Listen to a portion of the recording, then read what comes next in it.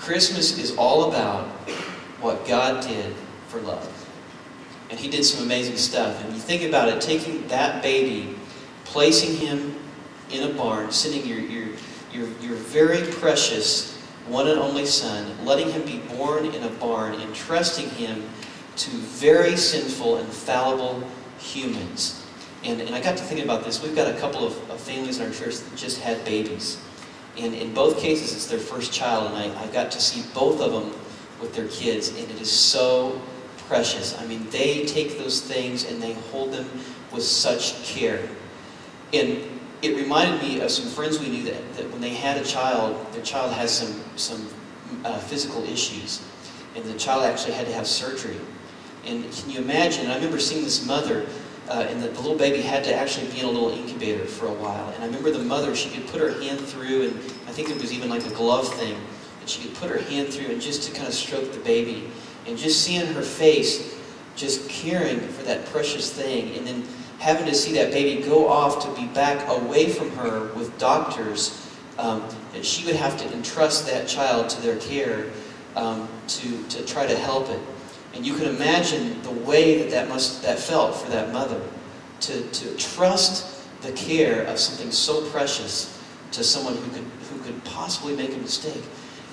Perfect picture of what God did. Trusted His Son, placed Him in the world.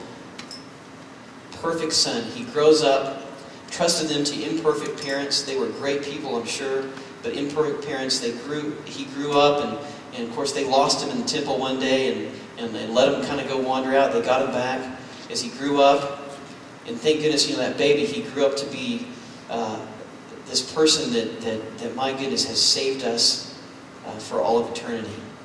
And he was killed, stuck on a cross, and he died, and luckily he didn't stay dead. He rose from the grave on the third day, and now he sits at the right hand of his Father in heaven, making intercession for us always. And what was that? It was all for love. It was God's love for you and for me. And in our search for Christmas, man, that is the thing that you got to find right now.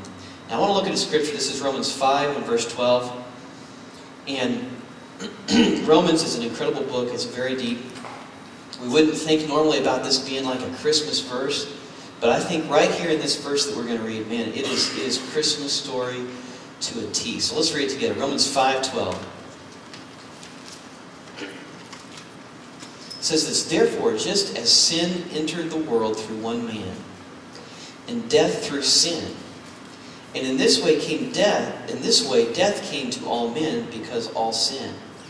For before the law was given, sin was in the world. But sin is not taken into account when there is no law." Now what this is describing right here is when it talks about the one man and the sin entering, obviously it's talking about Adam. It's talking about the sin nature that has been here ever since the beginning of time. And you think about that, and a lot of people ask, man, why does bad stuff happen in the world?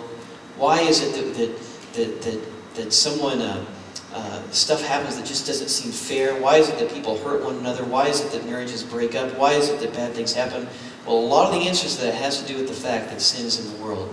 And we are not in heaven yet, and we're in an imperfect thing. Every single person in this room, you have come to a point in your life at some point where you just felt so empty by the world.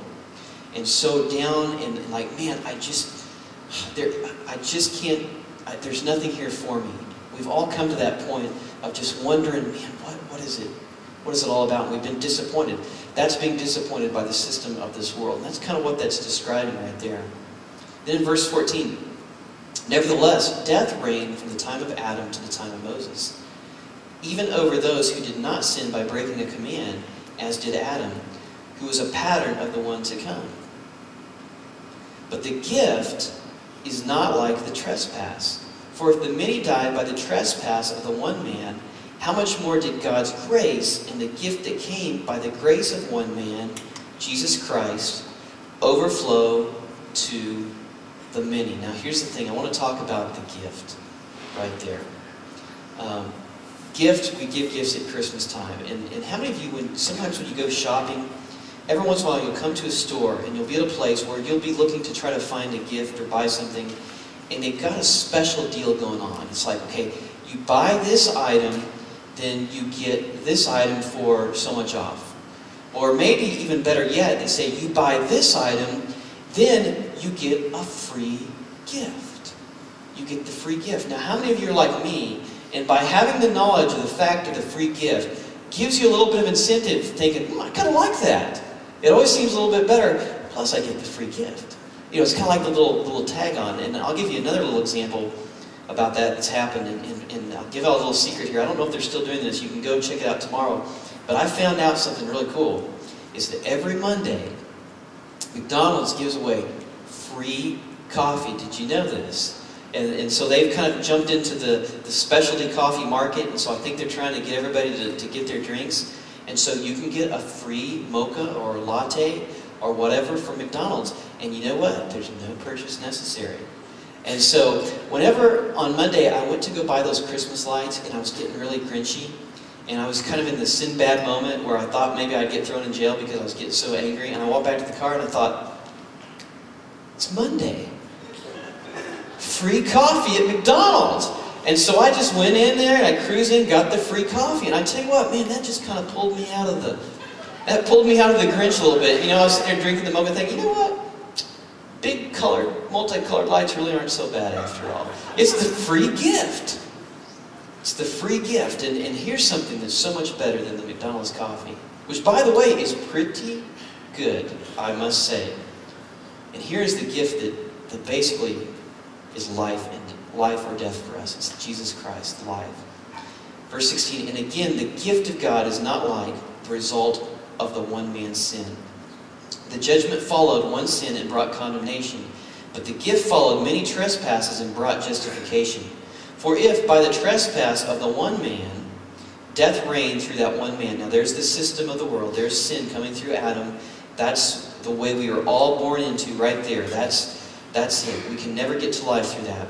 How much more will those who receive God's abundant provision of grace and the gift of righteousness reign in life through the one man, Jesus Christ? So here we've got this juxtaposition. Sin, death, that is who we are.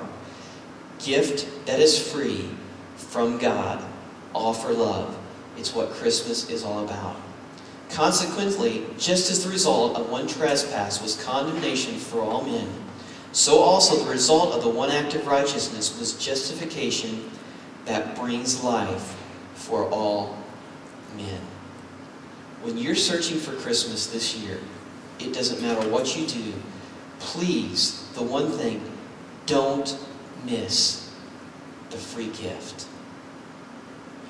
Don't miss what it is really all about. Now here's something real interesting that's kind of sad. Actually, during Christmas time, Jesus, who is what it's all about, is actually getting less popular at Christmas time. Let me tell you how I know that. Every year, 1 to 5% less Christmas cards have to do with Jesus. In fact, in Europe, of 5,500 Christmas cards, only 70 of them had to do with Jesus. And I think, man, you know what? We're kind of selling out. We're selling out the gift for simply a holiday. I tell you what, it's not just a holiday, it's a birthday. That's amazing. And I think, man, without Christ, without that gift, and with that completely taken away from it, I mean, what is there to celebrate, really? I mean, basically the only thing you've got is a week-long winter festival. And that's it. And people are trying to make a holiday out of a week-long winter festival. You can't have the holiday without the birthday. But people do that.